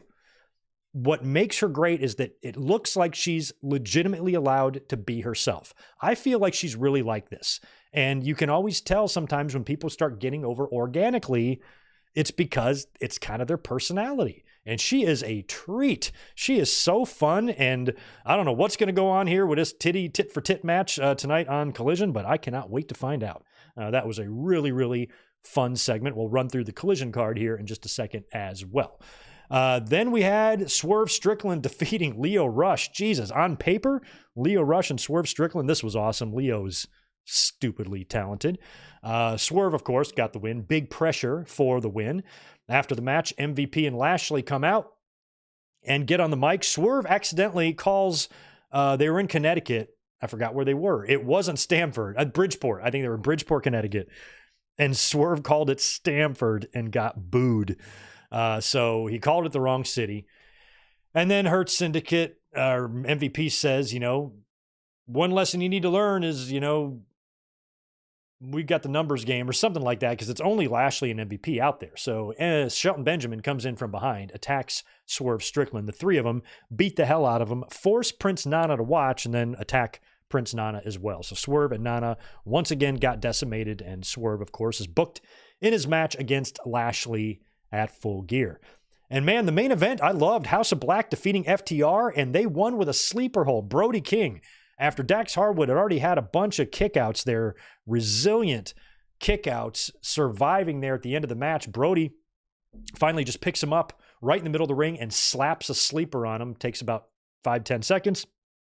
Referee calls for the bell, and House of Black got the win. And this was one of those four-way contenders matches to advance to Full Gear in the four-way tag team title match. So House of Black advances to that, choking out and putting down FTR in a pretty great finish. The way the crowd reacted to Brody's win was awesome. I think they were surprised. They were, holy shit, whoa, a lot of oohs and ahs when he just choked them out like a beast. So House of Black does move on to Full Gear. Here's what we got for Full Gear. Let's do the Full Gear card first. Moxley versus Orange Cassidy, of course. We have Mercedes Moné defending the TBS title against Chris Statlander. Jack Perry defending the TNT title against Daniel Garcia. Hangman Page versus Jay White. Swerve Strickland versus Bobby Lashley. MJF versus Roderick Strong. Will Ospreay versus Kyle Fletcher. Private Party defending their titles in that four-way. It's going to be House of Black, Outrunners, and the winner of La Facción Ingobernable and the Acclaimed tonight on Collision. So that is almost set. That's 1, 2, 3, 4, 5, 6, 7, 8. I guess 9 matches, if you count the fucking Costco guy against QT Marshall, I guess on the 0 hour. I cannot stand those Costco guys. I don't even watch them. I've only seen them in public appearances, and they're annoying. I feel like if you told your phone, hey, Siri, or ask AI to make you a picture of a guy from New Jersey and his son, that's the image it would produce. I guess they go to around to Costco and eat something and go, boom. I saw a clip of them on The Tonight Show, and the absolute contempt in Jimmy Fallon's face could not be, you can't miss it. He was just like, why the fuck are these guys famous? I don't know either. And the one dude who is the dad is a built, thick guy. He's going to be facing QT Marshall, and I don't give a shit who wins that match at all. Apparently, these guys are making diss tracks on each other. I haven't even been following this situation. But if you include that crap match, there's 9 in total here. So you could tack on, because there's only one women's match so far, you could tack on Britt and Serena Deeb, but how are you not going to have Mariah May on here? How does your women's champion not have a match? This is as good as this Full Gear card looks. Mariah May is kind of she's got a rubber match tonight against Anna Jay. She has no real issue. And Full Gear is coming up, on 1 week from tonight. So I feel like you don't have any time to have Toni Storm come back. And maybe that's going to be a World's End thing. But I think it's kind of shitty how they kind of dropped the ball on Mariah May a little bit. And they don't have her on the pay-per-view card here. That's messed up, man.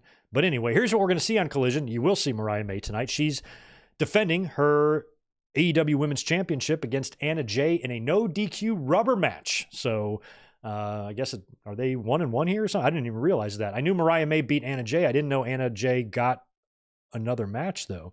So this is the rubber match, and the title is on the line. We're also going to have Shelton Benjamin versus Commander. I mentioned the Ingubernable and Acclaimed four-way contender series match that'll be happening tonight as well. We have Jonathan Television taking on Daniel Garcia. We have the Mina Shirakawa and Harley Cameron, tit for tat. Rack 'em up and may the breast woman win. That match is happening. Powerhouse Hobbs taking on Bulk Bronson, and we will hear from the Conglomeration, Roderick Strong, Chris Statlander, and FTR. And in the main event of Collision tonight, the most important thing to note on tonight's Collision, which goes live in 45 minutes, is that it will be the world premiere of the Guns N' Roses November Rain Full Gear video package. Tony Khan ponied up and bought the rights to November Rain to use for Full Gear. November Rain is one of my all-time favorite songs. Guns N' Roses is not one of my all-time favorite bands, but November Rain might even go down as my favorite song of all time. It was just very influential to me at the time. You know, me and my friends loved rocking out to it. And I went to the record store and bought Use Your Illusion cassette tape the day it came out and fucking rocked out to it. I just love it. It's an epic song. It's 9.5 minutes long.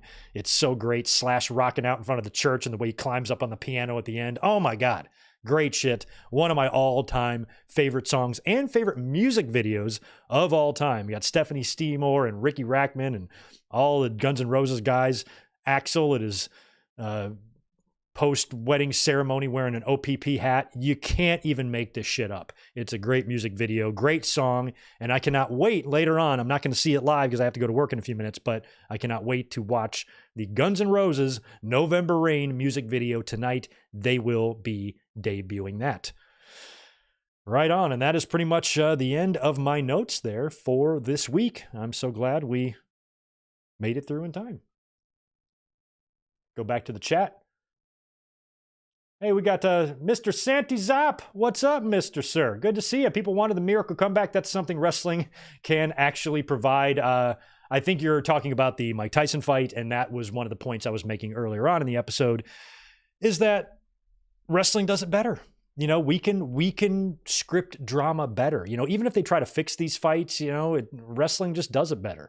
And so when you want to have a comeback, and you think of all the wrestlers who have come back, you know, and had a match, you know, the Rocks and the Austins and the Shawns and the Flairs and the Hogans and everything. A lot of times, sometimes they suck, but a lot of times they're very awesome. And returns are better in wrestling, especially when it's a legend coming back. You know, a good example of this is also Goldberg, you know, because if Goldberg would be in a shoot, he would have probably gotten eaten alive in there. But, you know, when you can script stuff, you know, you make Goldberg look like a badass, and he didn't get exposed for being a gassed old man, you know, the way Mike Tyson did. Oh my God. But good to see you in here, Mr. Santi Zap. He has got an awesome channel. Go check him out. He's just a little bit larger than me, just by a touch, just a little. It's pretty much me and him neck and neck, you know, for the most subscribers on YouTube. Good to see Joe Brill in here as well. Not sure if I said hello to you. Want to make sure I got all these super chats knocked out. I think I caught them all.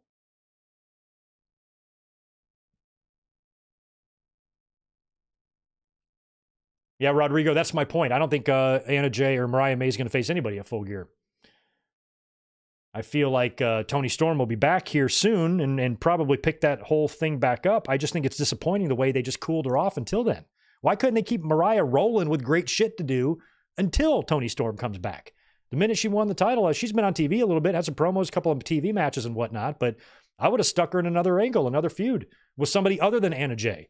You know, something that could be a little bit more interesting, but I feel like it's the Mercedes show, and it should be the Mariah May show.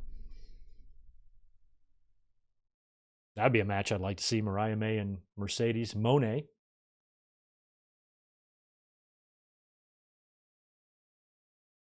Yeah, that's right. MVP still is on the hunt for more crew to join the Hurt Syndicate. So I don't think it's going to be the three of them for long. They've talked to Max Caster a little bit, seem to be interested in adding a high flyer to the group. I would love if they brought in a woman as well. So the Hurt Syndicate never got a chance to really do that in WWE. So if they were to, add just a kick-ass woman to the group, I'd be into that too. So I'm excited to see where that goes. And I definitely hope members get added, and it's and it's a faction that can do something for that star. A lot of people don't like Wheeler Yuta, but I do, and I think the BCC has really helped him. Where the learning tree, it's gotten some exposure for Brian Keith, but I don't even think it's helped Big Bill as much as it should have. So hopefully the Hurt Syndicate can really help advance some people who could use more exposure and more time on television and more main event top star rub. Hopefully that's what the faction will do for AEW and how talent can benefit from that. Ryan Adams, thanks for 5 more. I think they did a double taping because Raw talent would have to work 3 live Raws, while SmackDown next week will be a double taping. Okay. So next week they're going to double tape that. That makes sense because the week after is Black Friday, day after Thanksgiving. So I understand that. But yeah, I guess for November and December, there could be some weird taping schedules. And I think that's great. I think anything that gives the talent some time at home, especially for the holidays, I've been advocating for that for years. I think the first time I brought this up was about 12 years ago, pitching a December off season. So the wrestlers could spend a month at home, heal up, rest, reset their bodies for the beginning of the year. And it would give everybody something on the calendar, something to look forward to, knowing that you got a month off coming up. And I just think that would be great for everybody. But this is about the next best thing, trying to schedule tapings and TV events in the holiday season in a way that allows talent to be home with their families. Many of them have families, have children, all of that. And so many wrestlers, the old timers never got a chance to be around their kids much, and WWE trying to make sure, and Tony Khan, I'm sure as well, excuse me, trying to make sure that's possible for their talent, I think is beneficial to the business as a whole. But anyway, I got to get out of here now. I got another night at work ahead of me tonight. Thank you so much for joining us today. If you haven't smashed that thumbs up button, if you can nail that on the way out the door, I would appreciate it. And don't forget to join us tomorrow night. We're going to be here watching World War III, WCW, World War III. It's going to be fun. I can't wait to watch this clusterfuck because that's what it's going to be. Join us tomorrow for that. And in the meantime, enjoy the rest of your Saturday night. And I'll catch y'all in about 24 hours.